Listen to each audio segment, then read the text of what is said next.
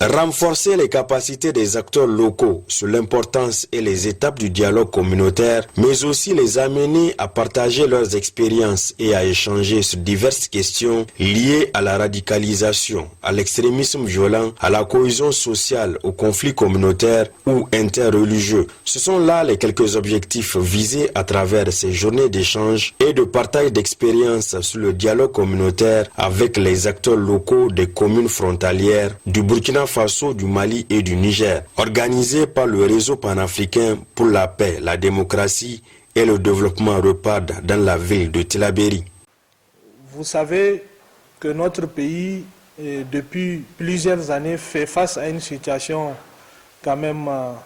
grave d'insécurité, d'extrémisme violent, voire même de terrorisme, qui affecte particulièrement la région de Tillabéri, de Difa, et même une partie de la région de Tawa. La dernière attaque en date, c'est quand même celle de Inates, qui a eu lieu le 10 décembre et qui a, n'est-ce pas, entraîné la mort de plus de 70 soldats de nos forces de défense et de sécurité. C'est là, en dépit des moyens importants et de la mobilisation générale qui est faite pour pallier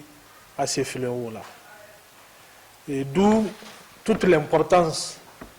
de voir qu'à côté, comment à côté des moyens et stratégies militaires pour gagner la guerre contre le terrorisme et l'extrémisme violent,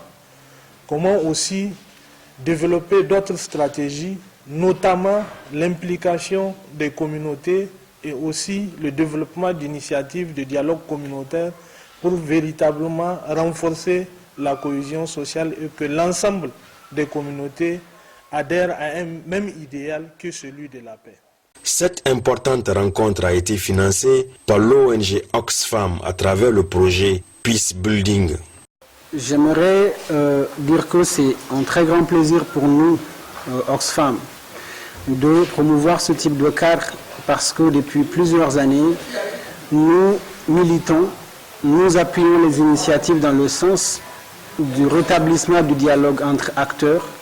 dans la prévention des conflits et les différentes réponses afférentes aux vulnérabilités que les conflits créent dans nos différents pays. En procédant à l'ouverture des travaux, le secrétaire général de la région du Tillabéri, après avoir salué cette initiative du REPAD, a indiqué qu'en dépit des moyens importants engagés dans la lutte contre le terrorisme, les résultats restent mitigés et les phénomènes de la radicalisation gagnent de plus en plus du terrain, et particulièrement dans la région du Tillabéri, où les groupes extrémistes ont mené ces dernières semaines plusieurs attaques vers la frontière avec le Burkina Faso et de celle du Mali.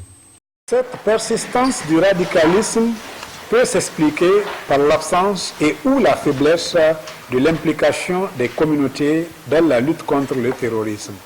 C'est donc conscient de l'importance et de l'enjeu majeur que constitue la création des cadres de dialogue communautaire dans les zones transfrontalières avec le Mali et le Burkina que le réseau panafricain pour la paix et la démocratie REPAD, en partenariat avec Oxfam, à travers le projet Peace Building, se propose d'appuyer l'organisation d'une session d'échange, de partage et de dialogue communautaire entre les acteurs communautaires des communes frontalières du Niger avec celles du Burkina Faso et du Mali.